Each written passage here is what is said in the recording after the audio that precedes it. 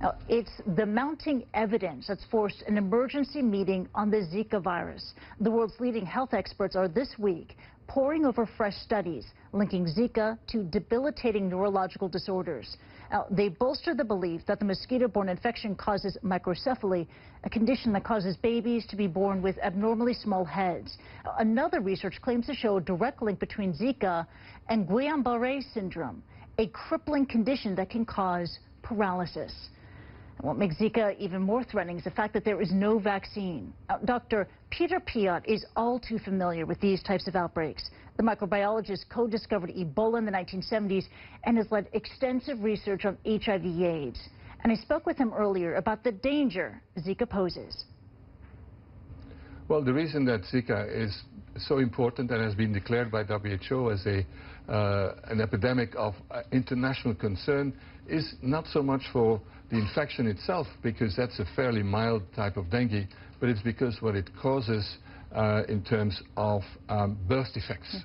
And we see here an example of a small skull, microcephaly, and every day the evidence becomes stronger that Zika virus during pregnancy actually causes not only this small skull, but probably also other complications for babies. So the evidence of a link is getting stronger? Every day it's getting stronger. The virus has been isolated from amniotic fluid, from the brain of fetuses and children born with this.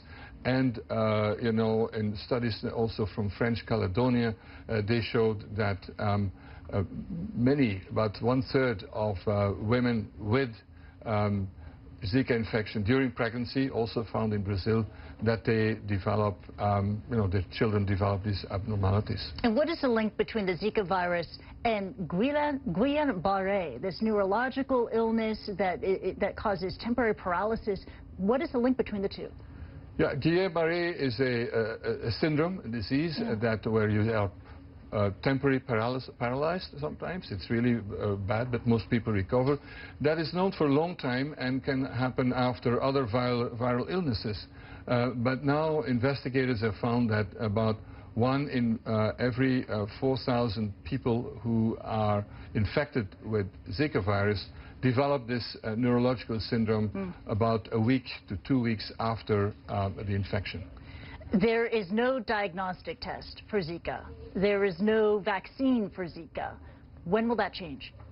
First of all, a diagnostic test is really needed because we cannot really diagnose whether someone has had Zika infection and differentiate it with other similar virus infections like dengue or chikungunya virus, which are occurring in the same populations and also are transmitted by mosquitoes. So that's a top priority, particularly if we want to know for pregnant women whether they're infected or not.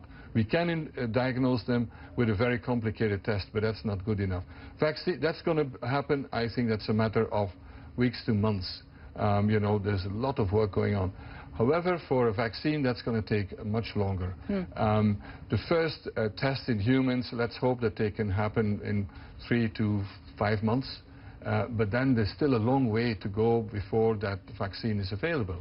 And it has to be tested in humans to see whether it's safe, which dose to give, and then, of course, whether it protects or not. So we're talking more about a year at least, if not more than a few months. And what's curious about the Zika virus is we've known about it for a long time, for decades. One of my colleagues, David McKenzie, went to the Zika Forest in Uganda, where it was first discovered, in the 1940s. Yeah. So why did it take so long, and what happened for the virus to manifest itself in such a vicious way? It's a fascinating story. Zika was discovered in 1947 in Uganda. And it was then a virus looking for a disease. And then it caused, after many years, some smaller outbreaks in the Pacific Islands, for example, and then a bigger one in French Caledonia, and now suddenly an explosion with over 1.5 million people in Brazil. What happened? We don't know. Has the virus changed? Has it become more virulent? Certainly, there are more mosquitoes, there's climate change, and it's very striking also that in Brazil, it's often a disease of poverty, people who live in the slums with stagnant water, and the main thing that we can do against Zika is to make sure there are fewer mosquitoes. and really make sure that, there's no stagnant water, which are ideal breeding grounds for the mosquito that transmits Zika. And authorities in Brazil and other affected countries in Latin America are doing just that. They're cracking down on mosquitoes, on stagnant water. Are you concerned, though, that the number of cases could rise exponentially because we have the Summer Games approaching in Rio, just a few months away? Well, there's no doubt that there will be millions of new cases of Zika infection because it's spreading now. Temperature is going up and rising in the, in the northern hemisphere. So that will also contribute to more mosquitoes. And the question is, when we are approaching the Olympics, will most of the people around the Olympics in Brazil have been infected and be immune or not? And will there still be Zika transmission and mosquitoes? We don't know, and it's something to follow very, very carefully. And that was Peter Piot, the microbiologist who helped discover the Ebola virus, discussing the threats and challenges posed by Zika.